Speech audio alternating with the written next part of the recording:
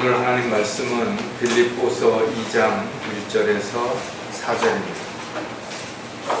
다 찾으셨으면 제가 받들어 읽어드리겠습니다. 그러므로 그리스도 안에 어떤 격려나 사랑의 위로나 성령의 교제나 인정이나 자비가 있다면 같은 생각이 되어 같은 사랑을 가지고 하나 되고 한 생각이 되어 너희는 나의 기쁨을 이루라. 어떤 일도 다툼이나 허용을 따라서 하지 말고 오직 생각의 겸손함으로 남을 자신들보다 존중하고 각자 자기 일만 돌보지 말고 남의 일도 돌아보라. 잠깐 말씀을 위해서 기도하겠습니다. 참으로 위대하신 하나님 아버지, 저희들을 사랑하셔서 이 땅에 내려오셔서 수치와 고난과 멸시와 천대를 다 받으시고 저희들의 죄값을 대신해서 십자가에 피 흘려 죽으셨다가 부활하셔서 모든 죄인들로 하여금 구원받을 수 있는 길이 되시고 또 산 소망 가운데 살아갈 수 있는 특권을 주시는 주님, 오늘도 주님 부활하신 첫날에 저희들 이렇게 한자리에 불러 모아주시고 입술을 열어 찬양을 드릴 수 있는 그런 은혜와 또 주님의 말씀 안에서 다시 한번 위로와 용기를 얻고 또 이 죄악된 세상에서 주님의 도구로 일꾼으로 귀하게 쓰임받을 수 있는, 결단할 수 있는 마음을 허락해 주셔서 저희들이 주님 오셨을 때 참으로 잘했다고 칭찬드릴 수 있는 그런 종으로 살아갈 수 있도록 인도해 주시옵소서. 말씀 위에 기름 부어주시고 또 보여주신 말씀을 정확하고 담대하게 증거할 수 있도록 부족한 종의 입술을 주관해 주시옵소서. 또 듣는 지체들 마음도 준비시켜 주시고 또 이 말씀이 마음밭에 잘 떨어져서 귀한 열매가 될 수 있도록 역사해 주시옵소서. 다시 오실 우리 주 예수 그리스도의 이름으로 기도드렸습니다. 어떤 아이가 막 뛰어가다가 확 넘어져서 무릎을 좀 다쳤어요. 근데 어떤 어머니는 쫓아와서 먼저 화부터 내고 소리를 지르고 심지어는 등짝을 한 대 때리죠. 조심하라 그랬더니 조심하지 않고 쩌쩌쩌 그러면서. 또 어떤 어머니는 반대로 달려와서 안아주고 어디 다치진 않았는지 걱정해주고 그래도 그만하게 다행이다라고 격려해주는 어머니가 있어요. 어떤 어머니가 더 아이에게 필요한 어머니가, 우리가 한번 생각해 볼 필요가 있죠. 사람은 누구나 실수할 수가 있습니다. 또 잘해 보려고 해도 잘 안 되는 때도 있겠죠. 또 처음에는 이런저런 이유로 인해서 또 자꾸만 문제가 생기고 어려움에 부딪힐 수도 있을 것이고, 그때 가장 필요한 것이 뭘까요? 바로 누군가의 격려 한마디, 따뜻한 위로 한마디가 어쩌면 가장 큰 힘이 되고 도전이 될 수 있고 용기를 얻을 수 있는 계기가 될 수 있을 거라고 생각을 합니다. 물론 잘못한 부분들을 바로 잡아주기 위해서 권면하고 책망하는 건 중요하죠. 그러나 모든 것들은 순서가 있고 시기가 있다라는 것이에요. 일단 아이가 다쳤으면 그 다친 부분을 빨리 감싸주고 마음을 위로해주는 게 우선 되어져야 되는 거지. 그리고 그 다음에 체계적으로 잘 치료를 받을 수 있도록 조치를 취하는 것이 현명한 방법이라는 것입니다. 저와 여러분이 완벽할 수 있겠냐라는 것이죠. 누구도 그렇게 말할 수 있는 사람은 없을 것입니다. 지금 내가 잘하고 있다 하더라도 또 어떤 이유로 어떤 일로 인해서 실수할 수도 있고 죄를 질 수도 있을 것입니다. 그러나 그리스도인들에게 중요한 것은 즉시 자백하고 돌이켰을 때 그가 다시 주님의 뜻대로 주님의 일꾼으로 살아갈 수 있도록 용기를 주는 것, 다시 일으켜 세울 수 있도록 힘을 주는 것이 훨씬 더 중요하다는 것이 우리가 다시 한번 생각해 볼 필요가 있을 것입니다.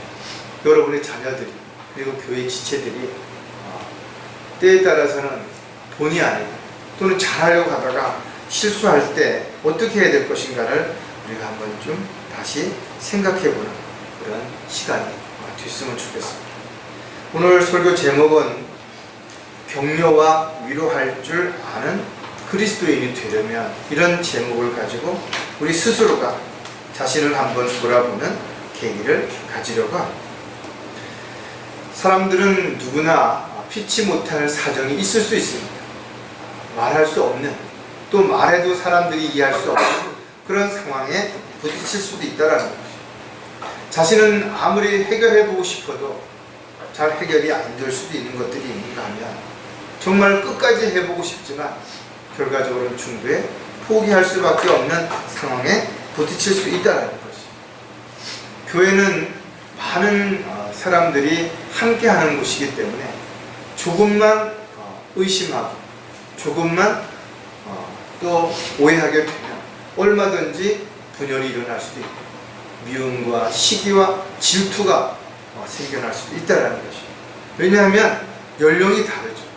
소위 말하는 세대차가 얼마든지 일어날 수 있다는 거예요. 또 성별이 다르죠. 남자와 여자들은 생각하는 것이라든지 또 보고 판단하는 것이 다를 수 있기 때문에 그런 것이죠. 그뿐만 아니라 지식도 다르죠. 살아온 경험도 다른 것이고 할 수 있는 능력도 다르기 때문에 서로를 이해하고 배려하고 섬기려는 마음이 없이 자기 위주, 자기의 어떤 입장에서만을 생각하게 된다면 결국은 교회는 세상의 일보다도 훨씬 더 많은 다툼과 어려움이 일어날 수 있는 거죠. 세상에서 직장이라든지 또 어떤 단체에서는 하기 싫어도 또 마음에 안 들어도 또 월급을 받아야 되기 때문에 또는 관계를 유지해야 되기 때문에 참을 수도 있을 것입니다. 그러나 교회는 하나님의 은혜와 사랑 안에서 주님만을 바라보지 않는다면 너무나 이런 부분에서 취약할 수도 있다는 거예요. 따라서 저와 여러분이 지체들은 비교의 대상이 아니라는 사실을 반드시 기억해야 되는 것이죠. 지체들은 모두 사랑해야 할 대상이고 섬기고 존중하고 또 아끼고 함께 주님의 사역을 위해서 힘을 주고 위로와 용기를 줄 수 있는 그런 사람들이 되어야 된다는 것입니다. 다른 지체들이 혹 어떤 영적 전쟁에서 실패했다고 해서 또 세상의 유혹에 넘어갔다고 해서 비난하거나 함부로 평가해서는 안 된다는 것이죠. 물론 객관적으로 보여주는 것을 가지고 우리가 판단할 수 있는 부분이 있을 수 있어요. 또 하나님의 말씀에 비추어 보아서 잘못된 부분들을 지적하고 또 고면해 줘야 될 필요가 반드시 있지만, 그러나 영적으로 어린 사람들이라면 또 영적으로 또 어떤 문제가 있다면 그 과정을 이겨가는 동안에 여러분들의 기도가 필요한 것이고 위로와 격려가 반드시 필요하다는 것입니다. 따라서 나는 아니라고, 나는 믿음이 좋으니까 나는 절대로 그럴 리가 없을 거라고 그렇게 방심하다가는 누구든 이런 상황에 부딪힐 수 있다는 사실을 반드시 기억해야 되는 것입니다. 보이스피싱을 당한 사람들을 옆에서 보면서 아니 왜 바보같이 그런 것도 분별을 잘 못하냐라고 이야기한다 이렇게. 그리고 자신은 절대로 그런 보이스피싱은 당하지 않을 것이라고 생각했던 사람들 가운데 정말 보이스피싱을 당하고 나서 후회하는 사람들이 있죠. 정말 그 당시 자기가 너무 몰랐다라는 거죠. 막상 자기 자식의 어떤 사고라든지 어떤 특별한 어떤 문제가 생겼다라고 전화를 받자 아무 생각도 나지 않았다는 거예요. 마치 로봇처럼 전화하는 대로 시키는 대로 자기가 움직이고 있는 모습을 자기는 몰랐다는 거죠. 이처럼 그리스도인들 역시 마찬가지로 죄를 짓게 되고 마귀의 종이 되게 되면 자신이 뭘 하는지, 어디로 가는지, 또 어떻게 하려고 하는지 잘 모르는 것이. 오히려 자기가 잘하고 있다고 착각하게 되고 자신만이 옳다라고 고집을 부리게 되는 결과를 가져올 수도 있고, 교만하거나 자만해서 다른 사람들을 오히려 판단하고 평가하는 어리석은 삶이 될 수도 있다는 것이죠. 따라서 그리스도인들이 영적인 삶을 살아가는 데는 끊임없는 마귀의 공격이 있고 세상의 유혹이 있기 때문에 달려갈 길을 마치는 순간까지 누구도 방심해서는 안 되는 것이죠. 서 있는 줄로 생각한다면 항상 넘어질까 조심하는 저와 여러분이 반드시 되어야 될 것이죠. 마귀의 공격과 방해는 가면 갈수록 점점 치밀해지고 강교해지게 될 것입니다. 자기 때가 얼마 남지 않았다는 것을 알기 때문에 어떻게 하든지 수단과 방법을 가리지 않고 신실한 그리스도인들조차도 넘어뜨리기 위해서 올무를 또 함정을 파고 기다린다는 것도 우리가 반드시 기억해야 될 것입니다. 자, 그렇다면 격려와 위로할 줄 아는 그리스도인들이 되기 위해서 우리는 또 몇 가지를 오늘 생각해 볼 텐데, 첫 번째가 이해하는 마음을 가져야 한다는 것입니다. 이해라는 단어가 뭔가 하면 사전을 찾아보니까 사람이나 사물의 본질과 내용을 잘 분별하거나 또는 해석해서 다른 사람의 사정이나 형편을 잘 헤아려 어렵게 받아들이는 것을 이해라고 이렇게 표현한다는 것이 되죠. 아담의 타락한 성품은 남을 이해하려고 하기보다는 오히려 자신과 비교하고 또 평가하기를 좋아하는 것이죠.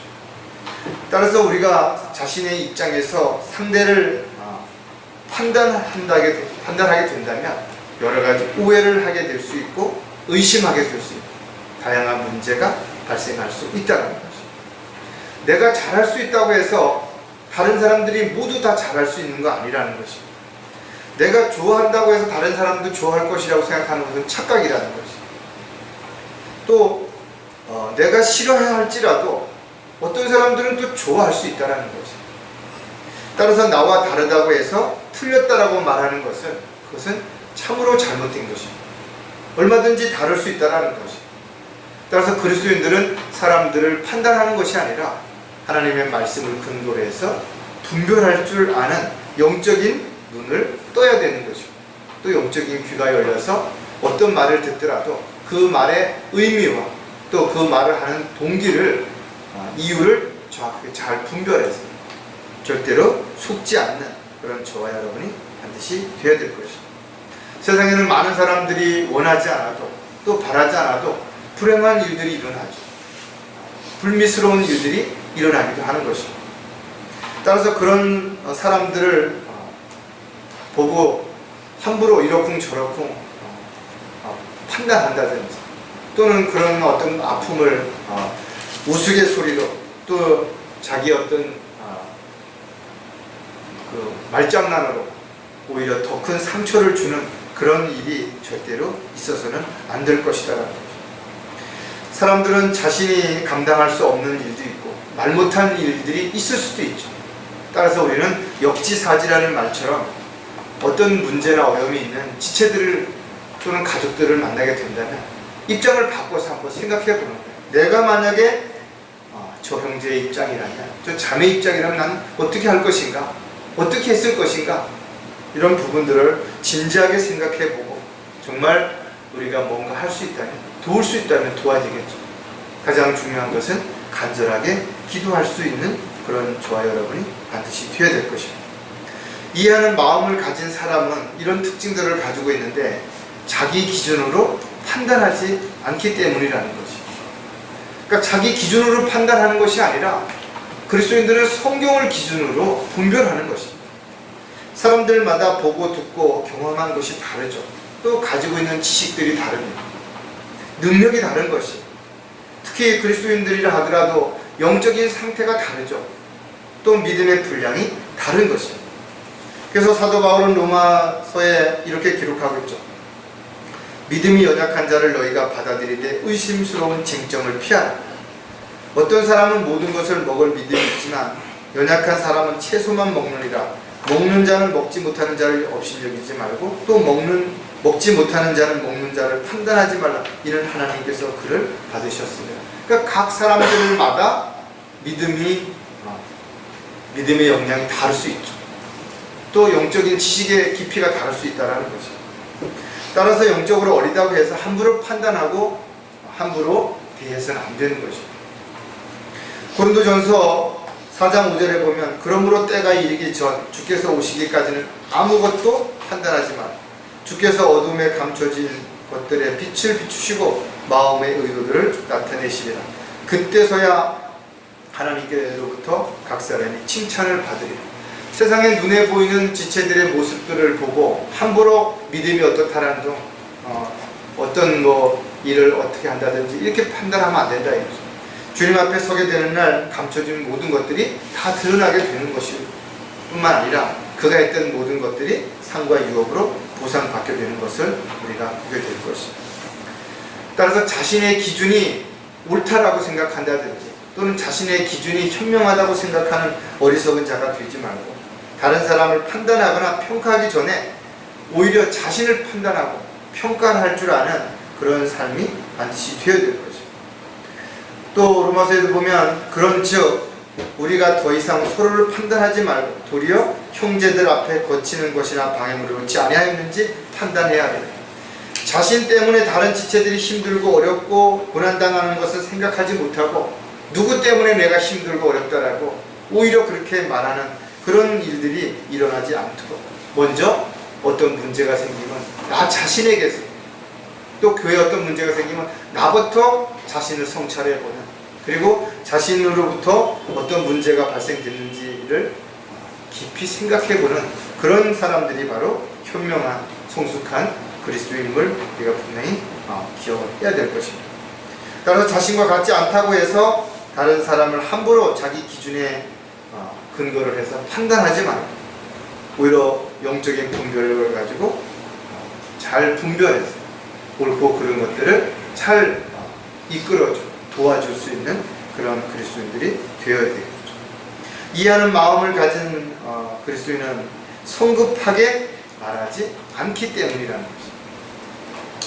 세상에도 우리가 일어나는 일들이 그 원인이 뭔지 또 왜 그런 문제가 발생했는지 다 알 수 없죠. 또 이해할 수 없는 일들도 얼마든지 있을 수 있다는 것입니다. 따라서 원인을 알고 대안을 마련하기 전에는 어떤 일도 함부로 자기가 판단하고 또 성급하게 서둘러서는 안 된다는 것입니다. 특히 하나님의 일은 모든 게 다 때가 있기 때문에 그 때에 앞서서 나가는 것도 옳지 않은 것이고 또 분명히 때가 되었는데도 이런저런 이유로 핑계를 대고 변명을 앞세워서 민기적거리는 것도 옳지 않다는 것입니다. 저와 여러분에게 일어나는 모든 일들은 우연이 아니라는 것입니다. 다 하나님께서 분명한 이유와 뜻이 있는 것입니다. 내가 뭔가 문제가 생겼다면 내가 죄를 졌든지 아니면 하나님께서 나를 시험하시든지 아니면 마귀의 올무에 내가 걸렸든지 이유가 분명히 있다는 것입니다. 따라서 자신에게 어떤 문제가 생겼을 때는 그 원인이 어디서부터 시작이 됐는지 왜 이런 문제들이 발생했는지를 철저하게 살펴보고 또 점검해 볼 필요가 반드시 있다는 것입니다. 만약에 그렇지 않으면 자기도 모르게 성급하게 어떤 것들을 판단하고 결정함으로 인해서 더 큰 문제를 야기시킬 수 있기 때문에 그렇습니다. 잠언 29장 20절에 보면 잠언 29장 20절에 내가 성급히 말하는 자를 보느냐 그 사람보다 어리석은 자에게 오히려 희망이 있느니라. 성급하게 말하는 사람들보다 오히려 어리석은 자에게서 희망을 찾는 게 더 쉽다라는 것입니다. 어떤 일이든지 마음이 조급해지게 되면 잘 분별이 안 되죠.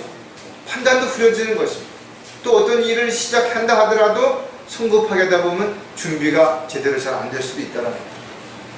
따라서 남을 탓하기 전에 먼저 자신에게서부터 문제를 하나씩 찾아가는 것이 가장 현명한 방법이고 더 중요한 것은 내 문제를 해결하기 전에 먼저 하나님 앞에 기도함으로 주님께서 주시는 지혜와 능력 가운데 인도함을 받아야 된다는 거예요. 기도하지 아니하고 어떤 자신의 노력이라든지 인간적인 생각이나 어떤 세상적인 방법을 가지고 해결하려고 하면 할수록 점점 더 문제가 생겨지고 더 감당하기 어려워지는 것이 바로 영적인 문제라는 사실을 우리는 반드시 기억해야 될 것입니다. 왜냐하면 그 영적인 문제가 일어나고 영적 전쟁이 일어나는 그 뒤에는 마귀가 있기 때문에 더욱더 우리가 조심하고 또 정확하게 분별해야 되는 것입니다. 따라서 그리스도인들은 모든 일을 주 안에서 주님의 뜻대로 하나씩 이루어가되 성급하거나 조급하게 하지 말고 주님 앞에 그 때를 물어보고 인도함을 받아서 나가는 것이 가장 현명한 방법이라는 것입니다. 또 이해하는 마음을 가진 그리스도인들은 함부로 비난하지 않기 때문이라는 것입니다. 그리스도인들은 비난받을 만한 일을 해서는 안 되겠죠. 사람들이 내가 어떤 잘못하는 것을 보고 나를 비난하는 것으로 끝나지 않습니다. 나를 비난하는과 동시에 내가 믿는 하나님을 비난하게 된다는 거죠. 따라서 그리스도인들은 크든 작든 간에 자신이 받은 직분에 비난받지 않기 위해서 어떤 일에도 거침이 없도록 그렇게 하라는 것입니다. 또 자신이 하는 일로 인해서 비난받지 않도록 자신에게 주어진 일에 최선을 다해서 책임과 의무를 소홀히 하지 말아야 될 것입니다. 성경은 특히 감독이나 집사의 직분을 받기 위해서는 청지기로서 비난받을 일이 없어야 된다라고 분명히 제시하고 있다는 것입니다. 누구든지 신앙생활을 하는 데 있어서 비난받을 일이 생기게 된다면 그 일로 인해서 신뢰가 깨어지게 되죠. 또 그 일로 인해서 그가 믿는 하나님까지도 사람들에게 비난의 대상이 될 수 있다는 거죠. 저와 여러분이 올바른 믿음 생활을 한다면 세상으로부터 또 믿지 않는 사람들에게 반드시 비난을 받을 수도 있고 욕을 먹을 수도 있고 심지어는 박해를 받을 수도 있겠죠. 그러나 그것이 주님의 뜻 가운데서 받는 것이라면 너무나 기뻐하고 감사해야 할 일이지만 자신이 뭔가 잘못해서 죄를 짐으로 인해서 비난을 받는다면 그것은 참으로 부끄러운 일이라는 것이죠. 베드로전서 2장 1절과 2절을 보면 그러므로 모든 악의와 모든 속임수와 위선과 시기와 온갖 비방하는 말을 버리고 갓난 아기들로서 순수한 말씀의 젖을 사모하라. 이는 너희가 그것으로 인하여 자라게 하려 하니. 구원받은 그리스도인들은 나이가 아무리 많든 세상에 어떤 지위를 가졌든 간에 영적으로 보면 어린아이와 마찬가지죠. 그러니까 영적으로 어린아이와 같다면 영적으로 어린아이와 같이 필요한 가장 쉬운 말씀부터 체계적으로 하나씩 양육을 받고 또 그렇게 성장을 해 가야 되는 것이죠. 그러나 그리스도인들이 영적으로 성장하는 데 있어서 가장 걸림이 되는 것들이 무엇인가 하면 바로 육신적인 것들이에요. 그것이 여기 지금 1절에 나와 있는 것처럼 모든 악의와 속임수, 위선, 시기, 비방하는 것들, 이런 것들이 내 안에 있다면 내가 영적으로 성장하는데 가장 큰 걸림이 된다는 것을 우리가 분명히 기억하고, 베드로가 권면했던 것처럼 구원받은 그리스도인들은 가장 먼저 자신 안에 있는 마음의 밭에 있는 이런 찌꺼기들을 제거하고 골라내서 옥토로 마음의 밭을 갈아내는 것이 가장 중요하다는 것이죠. 또 그리스도인들은 다른 사람을 비방해도 안 되는 것입니다. 아무도 비방하지 말고 말다툼하지 말고 유순하여 범사의 모든 사람에게 온유함을 보이게 하라. 디도서에 기록되어 있는 이 말씀이 사도 바울이 지금 우리에게도 동일한 권면을 주고 있다는 것입니다. 아무도 비방하지 말라는 것. 어떤 사람이 잘못했다 하더라도 그 사람이 잘못된 부분들을 정말 사랑하는 마음으로 잘 권면하는 건 좋죠. 그러나 뒤에서 이러쿵저러쿵 비난하는 것은 합당하지 않다라는 거죠. 따라서 상대를 이해하려는 마음이 있다면 그 사람이 그런 상황에 왜 처하게 됐는지, 왜 그렇게 말하게 됐는지에 대한 부분들을 충분히 한 번쯤 살펴보고 함부로 비난하기보다는 그가 그런 상황에서 또 그런 어떤 입장에서 벗어날 수 있도록 도움을 주는 것이 훨씬 더 현명한 그리스도인들의 모습이라는 것도 우리가 반드시 기억해야 될 것입니다. 자, 두 번째, 격려와 위로할 줄 아는 그리스도인이 되려면 어떻게 해야 될 것인가에 대한 부분을 또 살펴볼 텐데, 배려하는 마음을 가져야 한다는 것입니다. 배려한다라는 말은 우리가 쉽게 사용하지만 짝처럼 생각한다 이거죠. 자기가 친한 짝처럼 그렇게 생각을 한다라는 거예요. 정말 어떤 사람이 나하고 단짝이라면 그 사람에 대해서 함부로 말하거나 그 사람에 대해서 함부로 판단하지 않겠죠. 또 그 사람에 대해서 어떤 부분들이 있다면 도우려고 애를 쓸 것입니다. 그래서 다시 의미를 가지고 보면 여러 가지로 마음을 써서 보살피고 도와주는 것, 이것이 배려라는 말의 의미를 내포하고 있는 것입니다. 또 빌립보서 4장 5절에 보면 너희의 관용이 모든 사람에게 알려지게 하라. 주께서 가까우시니라. 관용이라는 말도 어떻게 보면 너그러울 관자에다가 얼굴 용자를 쓰는 거예요. 그러니까 어떤 사람을 대할 때 너그러운 얼굴로 대하라는 것입니다. 그 사람이 설사 죄를 졌다 하더라도 그 사람이 그 죄를 뉘우치고 잘못을 인정하면 그를 용서해 주라는 거예요. 그 얼굴이 너그러운 모습으로 보여줘야죠. 입으로는 내가 너를 용서한다라고 말하면서도 얼굴은 표독스러워 잔뜩 화난 얼굴을 하고 있다면 그것은 진정한 용서가 될 수 없다라는 거죠. 그래서 관용이라고 하는 말은 남의 잘못을 너그럽게 받아들이거나 용서해 주는 것을 의미하는 것입니다. 그러나 모든 죄를 진 사람을 그냥 합리화시켜서 인정하라는 얘기가 아니죠. 죄는 미워하되 사람은 미워하지 말라라는 말입니다. 즉 원수까지도 사랑하라는 말은 어떤 죄를 져도 무조건 다 포용하고 인정하라는 얘기가 아니에요. 따라서 누군가를 배려한다는 것은 꼭 무슨 대단한 것, 큰 것을 가지고 뭘 해야만 배려하는 것이 아니라 어떻게 보면 아주 작은 것, 또 필요한 것이 무엇인지를 생각하고 또 나누고 이러는 것들이 바로 배려한다는 것이죠. 상대가 무엇을 원하는지, 무엇이 필요한지를 진지하게 생각해 보는 사람은 그 사람의 필요한 것이 무엇인지 또 원하는 게 뭔지를 알 수 있죠. 그리고 그것을 도울 수 있는 것이 진정한 배려입니다. 따라서 배려의 시작은 관심에서부터 시작이 되는 거죠. 따라서 누군가에게 관심을 갖는다라는 것은 내가 배려하려고 하는 마음이 있는 거예요. 그러나 배려하는 마음이 없는 사람은 옆에 사람이 뭘 어떻게 하든지 어떤 상황이 벌어지든 전혀 관심조차도 안 갖는다는 거예요. 왜? 이런 배려하고자 하는 마음이 없기 때문에 그런 것이죠. 성숙한 그리스도인들은 모든 죄인들조차도 따뜻한 마음으로 감싸 안아야 되겠죠. 왜 그렇게 해야 되는 것인가 이거죠. 그들도 하나님이 만든 작품이고 그들도 지옥에 가기를 하나님께서 원치 않으시기 때문에 그런 것이죠. 따라서 그들이 언제 구원받고 하나님의 일꾼이 될지 우리는 모르죠. 따라서 우리는 때가 되면 그들도 구원받고 하나님의 자녀로서 일꾼으로서 귀하게 쓰임받을 수 있다는 생각을 우리가 가지고 끊임없이 관심과 또 지속적으로 그들에게 관계를 잘 유지해서 복음을 듣고 구원받을 수 있는 계기가 될 수 있도록 그렇게 해야 된다는 것입니다. 그러기 위해서는 배려하는 마음을 가지고 늘 우리가 관심을 가지고 살펴보아야 될 것입니다. 자, 그렇다면 배려하는 마음을 가진 사람들은 어떤 특징이 있는 것인가 하면 진심으로 위로해 줄 수 있기 때문이라는 것입니다. 누군가가 좋은 말을 했다고 위로가 되는 건 아니죠. 때에 따라서는 어떤 사람이 나한테 좋은 말을 한 것처럼 보이는데 오히려 비꼬는 것처럼 비아냥거리는 것처럼 들릴 수도 있다 이거죠. 따라서 사람은 누구나 어렵고 힘든 일을 당하게 되면 지치고 낙심할 수밖에 없어요. 정말 포기하고 싶고 도망가고 싶은 마음이 얼마든지 들을 수 있다는 것이죠. 따라서 작은 일조차도 버겁게 되고 아주 작은 것조차도 용기를 낼 수 없는 그런 상황에 빠질 수도 있다는 것입니다.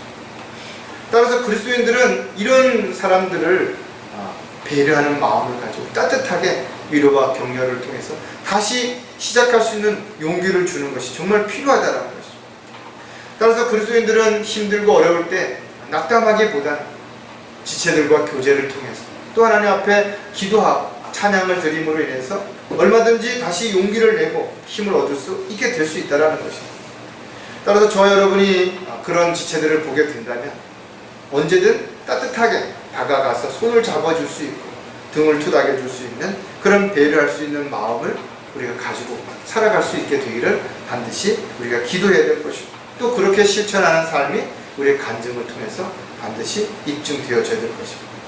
시편 기자는 시편 42편 5절에 오 내 혼아 어찌하여 내가 낙담하느냐 어찌하여 내가 내 안에서 불안해하느냐 너는 하나님을 바라라 그의 얼굴의 도우심으로 내가 여전히 그를 찬양하리라. 시편 기자 다윗처럼 많은 어려움을 겪은 사람이 또 흔치 않다 이거죠. 그는 수없이 많은 고난과 어려움을 겪으면서도 그는 끊임없이 주님을 찬양했다는 거죠. 왜 그렇게 할 수 있었던 것인가 이거죠. 그가 하나님으로부터 늘 끊임없이 위로와 힘을 얻을 수 있는 격려를 받을 수 있는 그런 삶을 살았기 때문에 그런 거죠. 따라서 그리스도인들이 주님을 떠나지 않으면 절대로 하나님께서는 우리를 버리지 아니하시겠다고 약속하셨다는 것입니다. 따라서 저와 여러분은 힘들고 피곤에 지쳐있는 그런 지체들에게 따뜻한 손길을 내는 말 한마디 또 문자 한 자가 얼마나 힘이 되는지를 서로를 격려하고 또 위로할 수 있는 계기로 반드시 삼아야 됩니다. 기쁜 일은 나누면 배가 되고 슬픈 일은 나누면 반이 된다는 말이 있다. 사실 실질적으로 여러분들 기쁜 일은 반이 나누어서 더 기뻐할 수 있고 또 더 감사할 수 있어야 되겠죠. 그러나 힘들고 어렵고 또 고통스러운 일들이 있다면 그것도 나눔으로 인해서 함께 기도하고 또 위로와 격려를 통해서 또 줄어들 수 있도록 그렇게 하는 것이 지체로서 반드시 필요하다는 겁니다. 따라서 누군가 자신을 이해하고 함께한다는 사실 한 가지만으로도 큰 위로와 힘을 얻을 수 있다는 사실을 우리가 알고 있다면 나 자신뿐만 아니라 또 다른 사람들도 동일하게 그럴 것이라는 것을 가지고 우리가 끊임없이 먼저 다가갈 수 있는, 위로할 수 있는, 또 따뜻한 손길을 내밀 수 있는 저와 여러분이 되어야 될 것입니다. 배려하는 마음을 가진 그리스도인들은 필요한 도움을 줄 수 있기 때문이라는 거죠. 그리스도인들은 어려움에 처한 상태에 또 지쳐있는 사람들을 볼 때 외면해서는 안 되죠. 왜냐하면 나도 언젠가 그럴 수 있는 상황이 일어날 수 있기 때문에 그런 거죠. 따라서 비록 작은 것이라도 묵묵히 어떤 그런 상황을 발견하게 된다면 도와줄 수 있는 마음, 또 그렇게 하는 마음을, 도움을 받는 입장에서는 그 세상의 어떤 것보다도 큰 위로와 힘이 될 것입니다. 누군가가 나를 관심을 가지고 있구나, 누군가가 나에게 이런 도움을 주려고 하는 마음을 가지고 있구나, 하나님께서도 끊임없이 나에게 이런 부분들을 지켜주시고 돌봐주심을 믿게 된다면 훨씬 더 용기를 가질 수 있게 된다. 따라서 누군가에게 도움을 줄 때는 마지못해서 억지로 하는 그런 일이 돼서는 안 되겠죠. 왜냐하면 그런 것들은 일시적인 도움은 될 수 있을지 모르지만 그 사람의 마음을 위로하거나 격려할 수는 없기 때문에 그런 거죠. 따라서 어떤 것이 많고 적은 것이 아니라 아주 비록 작은 것이라도 작은 관심이 오히려 큰 어떤 것보다도 문제를 해결하는데 가장 큰 힘이 될 수 있다는 생각을 우리가 끊임없이 가지고 있다면 어렵고 힘든 지체들 또는 가족들 또는 다른 지역교회의 지체들에게도 마찬가지로 우리가 따뜻한 마음의 손길을 내밀 수 있을 것입니다. 빌립보서 4장 3절에 보면 내가 또한 참된 동지인 너희에게 청하노니 복음 안에서 나와 함께 애쓰고 또 클레메와 나의 다른 동료들과 함께 수고한 이 여인들을 도우라. 그들의 이름이 생명의 책에 있느니라. 같이 우리가 구원받고 주님을 찬양하고 또 경배를 드리는 이 한 사람 한 사람들 지체들 모두 다 얼마나 소중한 사람들이고 얼마나 귀한 사람들이냐. 따라서 어떤 지체도 소홀히 해서는 안 된다. 또 어떤 지체도 함부로 대해서는 안 된다. 가장 존중하고 또 귀하게 여겨서 서로를 배려하고 사랑하는 그런 마음으로 함께 주님의 사역을 위한 동역자요 협력자로 그렇게 하루하루 매 순간 승리하는 삶을 살아갈 수 있어야 될 것입니다. 또 힘을 합쳐서 마귀를 대적하고 또 교회가 또 강성해질 수 있는 그런 계기가 될 수 있도록 우리가 모두 반드시 힘써야 된다는 것이죠. 크고 대단한 것을 나누는 것보다 작은 것이라도 나눔으로 인해서 서로에 대한 따뜻한 마음이 전달될 때 그것이 가장 큰 위로가 될 수 있다는 것이죠. 특히 영적인 일에 있어서는 무엇보다 기도한 일이 가장 중요하죠. 따라서 중보기도가 얼마나 소중한지, 수요 기도회가 얼마나 중요한지를 우리는 반드시 기억해야 되는 것이죠. 또 배려하는 마음을 가진 그리스도인들은 다시 기회를 줄 수 있기 때문이라는 것이죠. 모든 일들이 생각대로 다 잘 되지 않죠. 어떤 일들은 정말 노력하는데 잘 안 되는 일이 있습니다. 어떤 일들은 참 오랫동안 계획을 세우고 준비하고 실행해도 여러 가지 문제가 생겨서 중도에 포기하거나 또는 접어야 되는 그런 어떤 상황이 벌어질 수 있다라고. 사람이라고 해서 모두 완벽한 사람이 없는 것처럼 저와 여러분 역시 마찬가지로 잘하는 것이 있으면 못하는 것이 분명 있을 수 있다라는 거예요. 또 순간의 어떤 유혹으로 인해서 순간의 실수로 잘못 판단으로 인해서 죄를 지을 수 있죠. 그러나 그것이 끝이 아니라는 것이 되죠. 그것으로 인해서 다시 자기 자신을 돌아볼 수 있는 계기가 되고 또 주님 앞에 자신을 자백하고 다시 일어서게 된다면 더 강성해질 수 있게 된다는 거예요. 그리스도인들의 믿음이 정금과 같이 되기 위해서는 수없이 고난의 용광로를 통해서 찌꺼기들이 제거되어야 되고 또 담금질을 통해서 더욱 강해져야만 되는 것입니다. 처음부터 용사가 될 수 있는 사람 아무도 없죠. 누구나 성경의 전문가가 돼야 되겠지만 처음부터 그렇게 할 수 없다 이거죠. 여러 가지 과정들을 통해서 힘들고 어려운 그런 과정들을 통해서 채워지고 다듬어지고 빚어지게 되는 거죠. 누가복음 17장 3절입니다. 너희는 스스로 주의하라. 내 형제가 너에 대해 죄를 지으면 그를 꾸짖고 그가 회개하면 용서하라. 잘못된 부분들은 분명히 바로 잡아줘야 되는 것도 성숙한 그리스도인들의 모습이에요. 그러나 어떤 지체가 만약에 잘못을 인정하고 죄를 용서를 구하면 용서해 주라는 거예요. 예수님께서는 70번씩 7번이라도 용서해 주라고 분명히 말씀하시되 있죠. 따라서 무조건 죄를 용서해 주고 이해해 주고 감싸 주라는 얘기가 아니죠. 가족이라 하더라도 지체라 하더라도 죄를 졌으면 당연히 거기에 대한 징계를 받게 되는 것은 하나님의 원칙인 것이고, 또 교회에서 만약에 죄를 졌으면 반드시 또 거기에 대한 분명한 징계가 있어야 되는 것도 사실인 것이고, 그러나 분명한 것은 그가 잘못을 인정했다면 다시 기회를 주라는 거죠. 더 잘할 수 있는 기회가 될 수도 있는, 전화위복의 기회가 될 수도 있기 때문에 그런 것이죠. 사도 바울은 너희는 서로 친절하고 다정다감하며 서로 용서하되 하나님께서 그리스도 안에서 너희를 용서하신 것 같이 하라. 자기는 다른 사람을 용서할 수 없다고 이야기하면서 나는 언제든 용서를 받아야 된다고 생각하면 안 되겠죠. 그러나 우리가 용서에 대한 부분에 있어서만큼은 주님께서 우리를 용서해 주신 것처럼 용서할 수 있는 마음이 반드시 있어야 되는 거죠. 주 안에서 우리가 그 사랑이 실질적으로 용서라는 이름으로 다시 기회를 주어서 새롭게 주님의 도구로 일꾼으로 쓰임받을 수 있는 계기가 될 수 있도록 해야 되는 것이 바로 또한 지체들에게 또 서로 가족들에게 주어진 하나의 책무이기도 한 것입니다. 마지막으로 격려와 위로하는 신실한 그리스도인이 되려면 사랑하는 마음을 가져야 한다는 것입니다. 사랑하는 마음이 없다면 아무리 그가 형식적이고 과식적으로는 훌륭해 보이고 대단해 보이고 또 도움을 준다 하더라도 성경은 아무것도 아니라는 것이, 그런 믿음이 있다 하더라도 아무것도 아니라는, 그런 지식들이 있다 하더라도 마찬가지라 이거죠. 자신이 가진 모든 것들을 다 아낌없이 내어준다 하더라도, 자신의 몸을 불사르듯이 내어준다 하더라도 하나님의 사랑이 없으면 아무것도 아니라는 것이. 사랑이라는 말을 한마디로 표현하기 어렵죠. 다른 사람들을 애틋하게 그리워하는 것도 사랑이죠. 열렬하게 좋아하는 것도 사랑이라고 표현할 수 있을 것입니다. 또 다른 사람들을 아끼고 위하고 소중히 여기는 것도 모두 사랑이라고 표현할 수 있을 것이다. 그러나 성경에 기록되어 있는 사랑은 좀 다른 것입니다.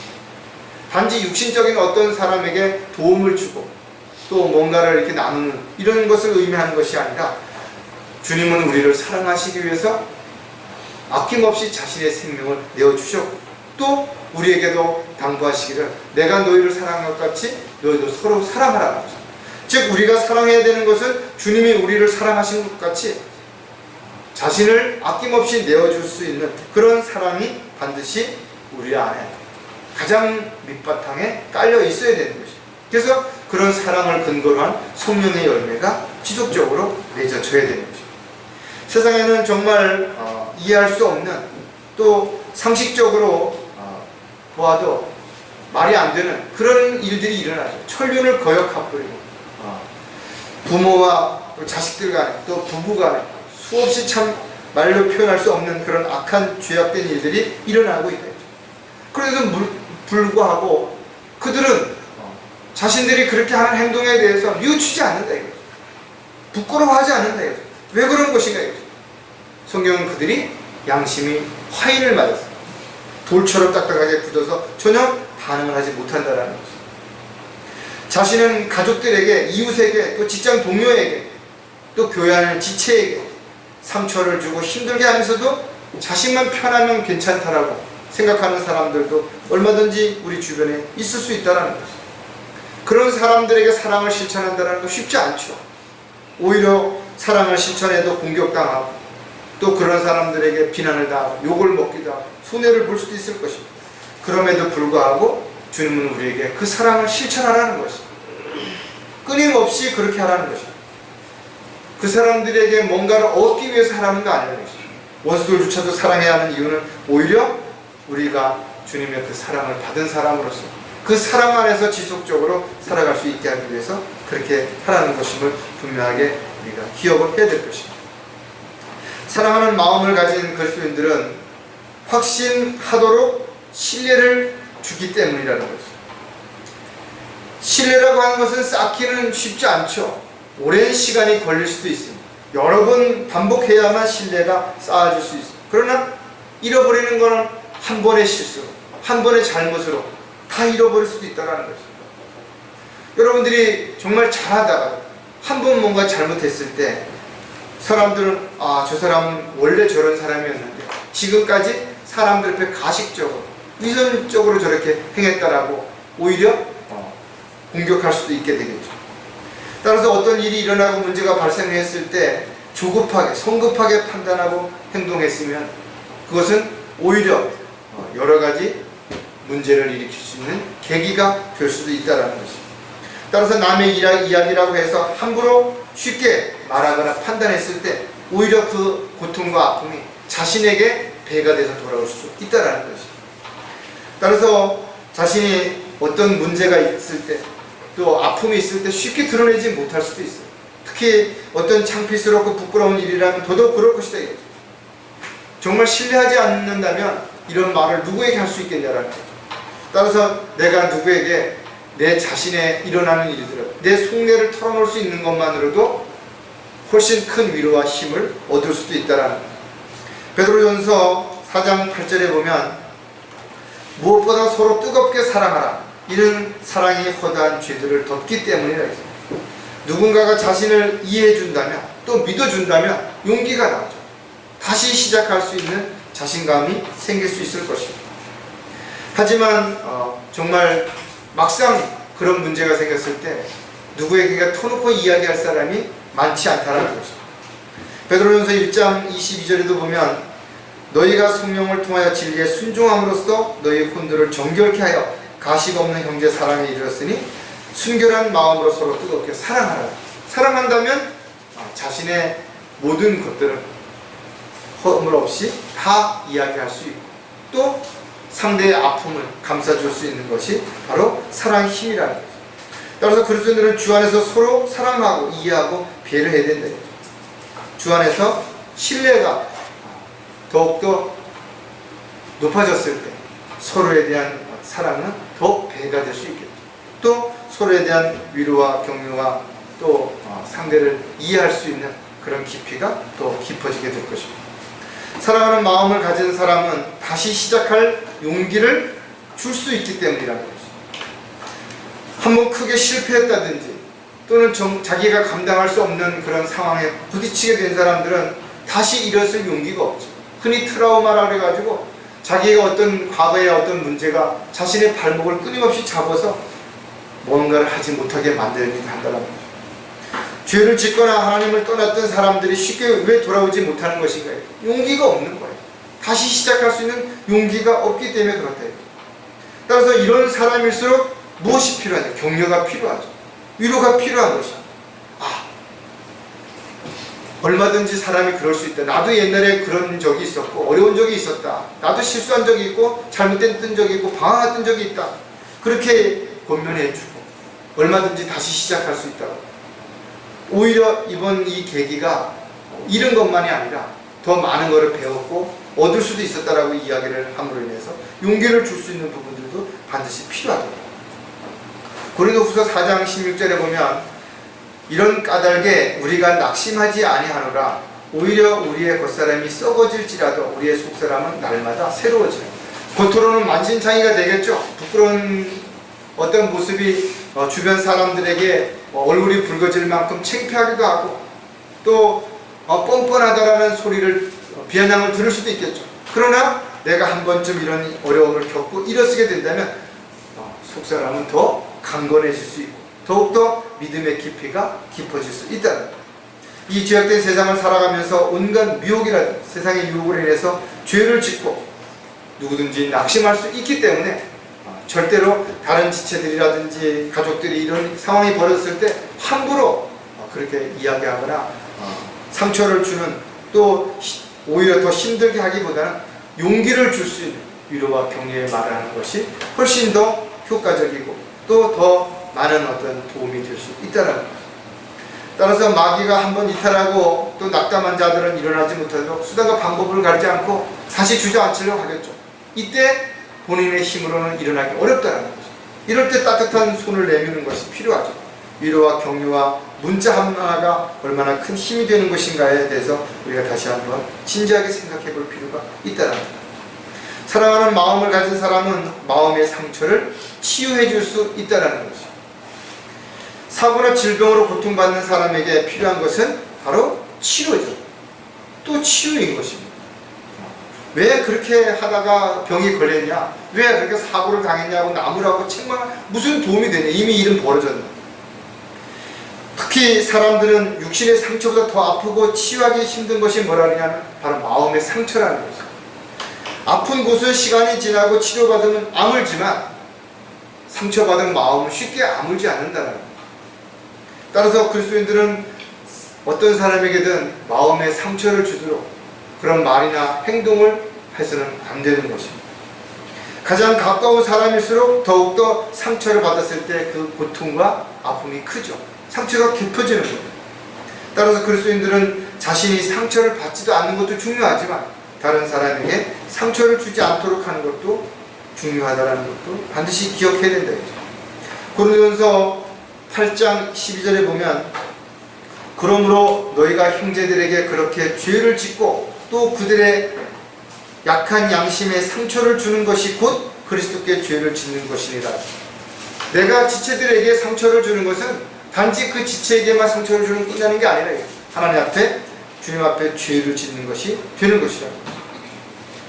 따라서 우리가 받은 상처들은 마음의 상처들을 치유할 수 있는 것은 바로 하나님의 말씀과 또 하나님의 말씀을 통한 위로와 격려 외에 다른 게 없다라는 거죠.